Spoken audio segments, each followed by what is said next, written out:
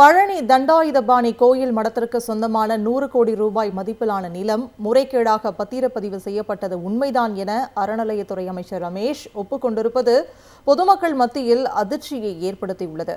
பழனி முருகன் கோயிலுக்கு சொந்தமான 100 கோடி ரூபாய் மதிப்புள்ள 1.4 ஏக்கர் நிலம் பக்தர்களுக்கான இலவச வாகன நிறுத்துமிடமாக பயன்படுத்தப்பட்டு வருகிறது.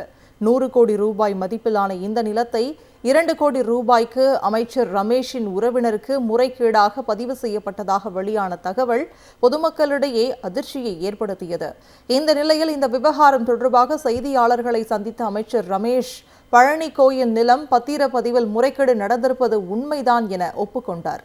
இது ஆன்மீகவாதிகளையும் பொதுமக்களையும் அதிர்ச்சியில் ஆழ்த்தியுள்ளது. பழனி தண்டாயுதபாணி கோயில் மடத்திற்கு சொந்தமான 100 கோடி ரூபாய் மதிப்பிலான நிலம் முறைகேடாக பத்திரப்பதிவு செய்யப்பட்டது உண்மைதான் என அறநிலையத்துறை அமைச்சர் ரமேஷ் ஒப்புக்கொண்டிருப்பது பொதுமக்கள் மத்தியில் அதிர்ச்சியை ஏற்படுத்தியுள்ளது. பழனி முருகன் கோயிலுக்கு சொந்தமான 100 கோடி ரூபாய் மதிப்புள்ள 1.4 ஏக்கர் நிலம் பக்தர்களுக்கான இலவச வாகன நிறுத்துமிடமாக பயன்படுத்தப்பட்டு வருகிறது. 100 கோடி ரூபாய் மதிப்பிலான இந்த நிலத்தை 2 கோடி ரூபாய்க்கு அமைச்சர் ரமேஷின் உறவினருக்கு முறைகேடாக பதிவு செய்யப்பட்டதாக வெளியான தகவல் பொதுமக்களிடையே அதிர்ச்சியை ஏற்படுத்தியது. இந்த நிலையில் இந்த விவகாரம் தொடர்பாக செய்தியாளர்களை சந்தித்த அமைச்சர் ரமேஷ் பழனி கோயில் நிலம் பத்திரப்பதிவில் முறைகேடு நடந்திருப்பது உண்மைதான் என ஒப்புக்கொண்டார்.